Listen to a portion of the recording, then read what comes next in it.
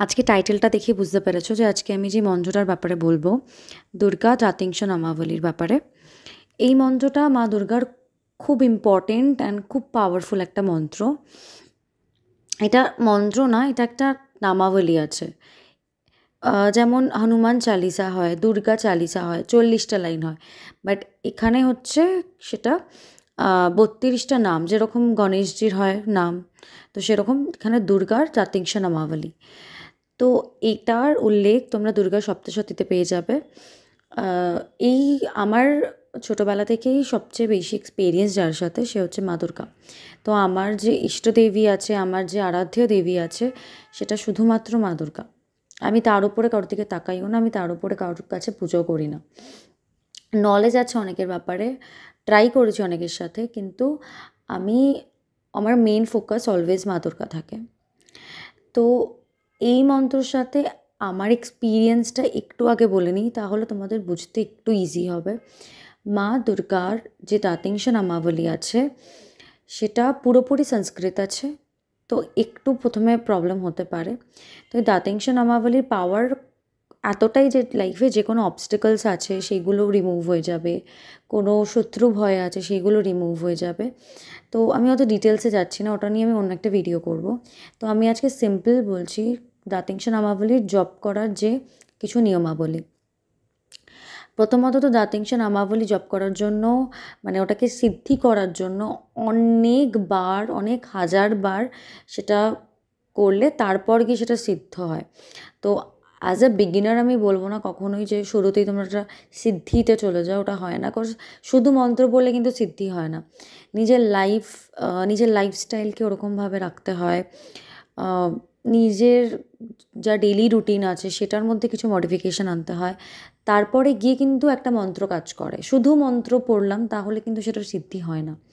Lifestyle change করতে হয়, mentality change করতে হয়, ওঠা বসা, খাওয়া দাওয়া, চলাফেরা, ভাবনা চিন্তা, ঘুমানো, এভরিথিং, সব কিছুতে মডিফিকেশান আনতে হয়, তবে গিয়ে একটা মন্ত্র একদম পারফেক্টভাবে কাজ করে। ওকে, সো মা দুর্গার যে দাতিংশ নামাবলী আছে সেটা এইরকম টাইপের।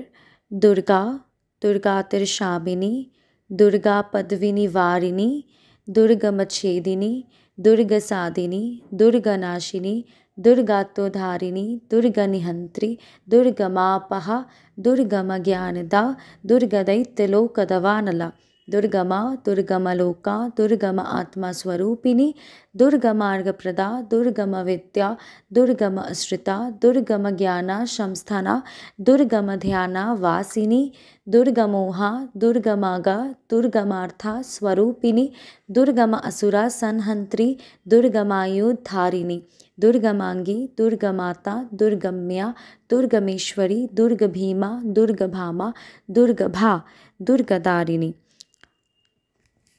नमावलीमिमं यस्तु दुर्गया मम मानभा पठेत सर्वभयन्मुक्तो ভবিষ্যতি না সংশয়া।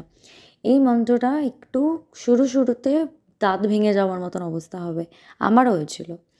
তো আস্তে আস্তে আস্তে আস্তে যখন ওটা প্র্যাকটিস করতে থাকবে ওটা হয়ে যাবে।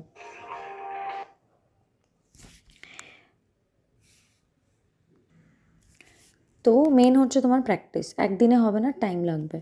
তো জব করার নিয়ম কীরকম? প্রথমে মা দুর্গার যদি মূর্তি থাকে গুড, মা দুর্গার যদি ফটো থাকে ওকে, কিছুই না থাকে তাও চলবে। তো প্রথমে ইস্ট ফেস করে অর নর্থ ফেস করে, আমি বলবো ইস্ট ফেস না করে নর্থ ফেস করে, উত্তর দিকে মুখ করে বসো। রেড কালারের আসন হওয়া চাই, আর সেই আসনটা যাতে অন্য কেউ ইউজ না করে। তো সেই আসনে বসবে, আসনের নিচে একটুখানি ফুল দিয়ে দেবে। ফার্স্টে হাতে একটুখানি আচমন করে নেবে, যেটা করে জল দিয়ে। করার পর সেখানে হাতের মধ্যে একটু জল নেবে, তারপর একটুখানি চাল নেবে, একটু ফুল নেবে, আর যতটা পারবে তোমরা দক্ষিণা নেবে। 11 টাকা, 1 টাকা, 2 টাকা, এনিথিং যেটা তোমাদের সাধ্য আছে ওরকম হাতে ফুল নেবে, টাকা নেবে, দক্ষিণা নেবে। নেওয়ার পর সেখানে নিজের নাম বলবে, গোত্র বলবে, আগে লিখে নেবে। ঠিক আছে, একটা কথা যেটা আমি মিস করে গেছিলাম আগের মা কালীর যে ভিডিওটাতে, সেটা হচ্ছে যখন সংকল্প নিতে হয় সেই টাইমটা যাতে কথা আটকে না যায়, তাহলে কিন্তু সংকল্প হয় না, ওটা হয় না, কাউন্ট হয় না। তো আগে সংকল্পর ব্যাপারটা পুরোটা একটা পেজে লিখে নেবে, সামনে পেজটাকে রাখবে, রেখে ওটা ওটা মানে পড়ে পড়ে বলবে, নিজের নাম বলবে, নিজের গোত্র বলবে, আজকের তিথি বলবে, আজকের স্থান বলবে, কত দিনের জন্য এই মন্ত্রটা করবে, কত বার করে করবে, এটা করবে। আর সেটার সময় কী কী তোমরা রেস্ট্রিকশনস নেবে নিজের লাইফে, কী কী পারহেজ করবে, মানে কী কী করবে না। তো কিছু রেস্ট্রিকশন, যেটা আমি আগের ভিডিওতে বলেছি রেস্ট্রিকশনস অ্যাকচুয়ালি কী হয়, এটা কতটা এফেক্টেড। তো ওটা করার পর জলটাকে হাতের সামনে সামনে ফেলে দেবে। ফেলে দেওয়ার পর তোমরা এবার মন্ত্র স্টার্ট করলে। তো আমি প্রেফার করব, আমি যখন এই মন্ত্রটা ফার্স্ট টাইম করেছিলাম, তো আমি প্রেফার করেছিলাম যে আমি এটা 9 বার পড়তাম। তো it's very difficult, okay, first time difficulties আসবে। 9 বার করো, 11 বার করো, যেটা তোমার কমফর্টেবল লাগবে। বাট সংকল্পে যেই নাম্বারটা তোমরা বলবে যে আমি 9 বার করবো বা 11 বার করবো, 11 দিনের জন্য করব, তো তোমাকে 11 দিনের জন্য কিন্তু সেম অ্যামাউন্টেই, মানে সরি, সেম ওই কাউন্টটাই কিন্তু তোমাকে রাখতে হবে। ওকে, তো এটাই একটা সিম্পল মন্ত্র পড়ার। এবার যখন তোমার 11 দিন হয়ে যাবে, তারপরে তোমরা আবার করে আবার 11 দিনের জন্য স্টার্ট করতে পারো, আবার 21 দিনের জন্য স্টার্ট করতে পারো, মালার সংখ্যা বাড়াতে পারো, ঠিক আছে, ওটাতে কোনো ইস্যু নেই।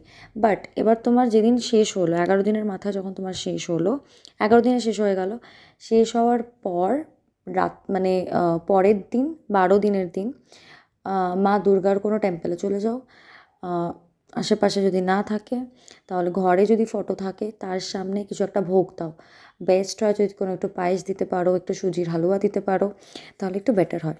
আর ওটার মধ্যে 2টো লবঙ্গ ফেলে দেবে। ওকে, তো এটা একটা সিম্পল সাধনা, বাট এটা বহুত বহুত এফেক্টিভ।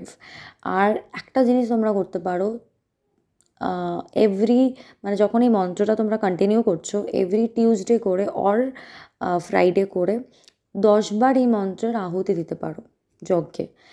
এবার যারা জানো না যে বাড়িতে কীভাবে যজ্ঞ করতে হয়, সেটার জন্য আমি একটা আলাদা ভিডিও বানাবো, যেখানে তোমরা নিজেরাই আহুতি দিতে পারো। ইটস ভেরি ইজি, কোনো ব্যাপার না। এটার জন্য কোনো পুরোহিত, কোনো পণ্ডিত কিচ্ছু লাগবে না। এটার জন্য ব্রাহ্মণ লাগবে। ব্রাহ্মণকেই, যে ব্রহ্মকে জানার চেষ্টা করছে, তো সে তো স্বয়ং ব্রহ্মাণই, যাকে তুমি জানার চেষ্টা করছো। তো তুমিও এলিজিবল ওই যজ্ঞটা করার জন্য। আমি ছোটোবেলা থেকে করছি।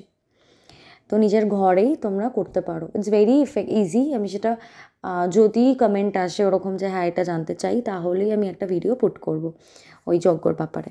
তো এটা একটা বেসিক সাধনার নিয়ম। এরপর আসবে ইন্টারমিডিয়েট লেভেলের, মানে একটা এরপর আসবে অ্যাডভান্স লেভেলের। এটা একটা বেসিক লেভেলের সাধনা, এরপর একটা অ্যাডভান্স লেভেলের হয়।